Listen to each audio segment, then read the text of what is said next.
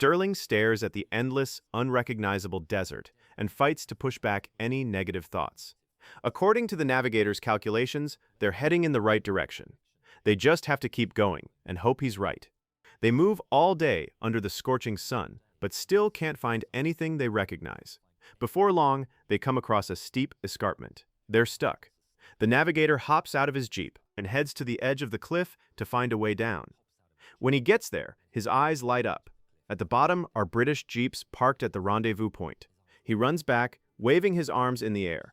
"We made it!" Stirling's group finally reaches their hideout on July 29th, 2 days after the raid. But it's not a joyous occasion. As the French speed across the desert, Martin tries to give Zernald first aid, but it's no use. With every second that goes by, his skin gets paler, his breathing slower, and his heart races faster.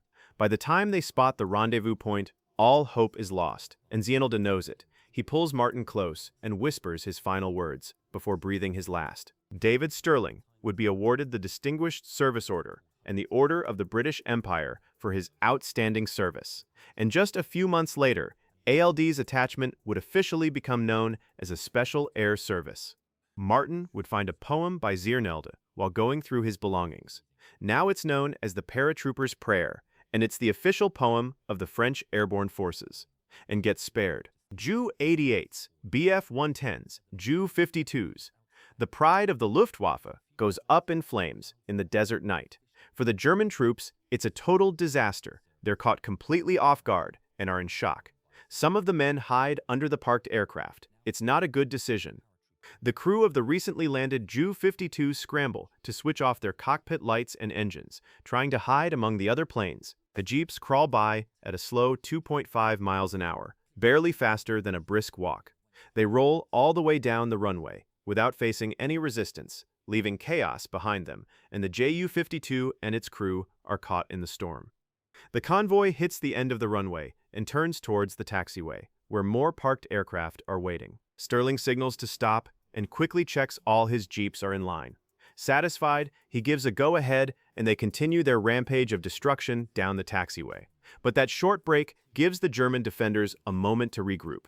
A few Germans dash for a defensive position, grabbing a 20mm Breda anti-air gun and some portable mortars. One German soldier yells, they let loose a mortar. Stirling hears a whistle overhead, and then the first mortar falls in the center of the formation between the jeeps, almost taking out Zernhild and the others. Then the German anti-air guns and Italian Breda cannons begin to fire wildly at the British soldiers. Bullets whiz over the commandos' heads, they duck low as they can in the jeeps while the enemy barrage sweeps through their formation. A gunner, Trooper John Robson, gets hit and slumps over his machine gun. They need to take out that Braider. Stirling shouts to his gunner, Sergeant Johnny Cooper, "Get that gun." As Johnny rounds on the Braider gun, one of its shells crashes through Stirling's jeep, missing his knees by inches. Stirling's jeep grinds to a halt. He shouts, "Why won't it go? We haven't got an engine." And another jeep pulls up for them. It's Robson's, and Stirling is met with the terrible sight of the young soldier lying on the back of his jeep. What little was left of his head is resting against his gun. Stirling's new jeep rejoins the column, which is busy pummeling the enemy position. Mortar rounds continue raining down, shaking the ground and sending shrapnel flying into the air. But the men of the SAS do not let up. Their fire rips through the enemy position. The Braider gunners and mortar crew are overwhelmed, and they fall, one by one, with the survivors fleeing for their lives. When the column reaches the end of the taxiway, Stirling honks his horn and orders a complete stop. The jeeps park around him, and he shouts for them to shut off their engines so he can be heard.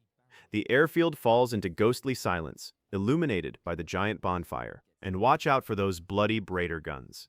The engines roar back to life, and they head towards the edge of the airfield. They drive past the wreckage with shredded and burning planes everywhere. Among the debris, they spot a Bf 109 that's still intact, and they open fire, turning it into a pile of metal scrap. Stirling raises his flare gun one more time and fires. This time, it's a red flare, and it signals their retreat. They're done, or so they think. But under the glow, legendary officer Paddy Mayne spots an untouched Ju-52 transport among the wrecks. Without warning, Paddy jumps out of his jeep. He grabs a bomb and places it on top of the transport's wing. for going back to his men. Come on, let's go.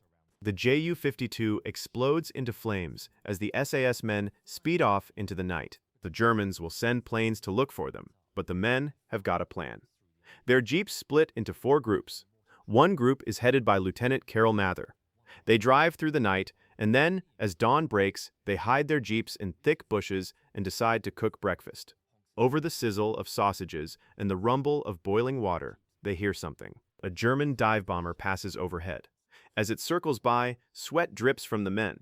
With a sigh of relief, they realize the Germans haven't seen them.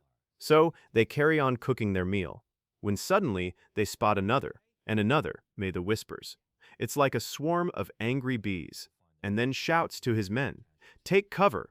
All 12 men duck under the bushes and hide. By then, the French group is dangerously out in the open. They manage to find some cover under a small ridge, but it's not enough, and they too hear the roar of engines in the distance. Zinelt begins to scan the sky, and his eyes lock on the incoming aircraft. They all freeze as 4 German Stukas head straight for them. They've been spotted. In a flash, bullets rain down upon their positions, and the soldiers are caught in a deadly storm of lead and sand. While this is happening, Stirling's team is burying their fallen comrade, John Robson. They don't see any German planes, so they use the moment of calm to give him a military-style funeral, marking off his grave with a makeshift cross made from cans. But the quiet service is interrupted by the sound of an engine.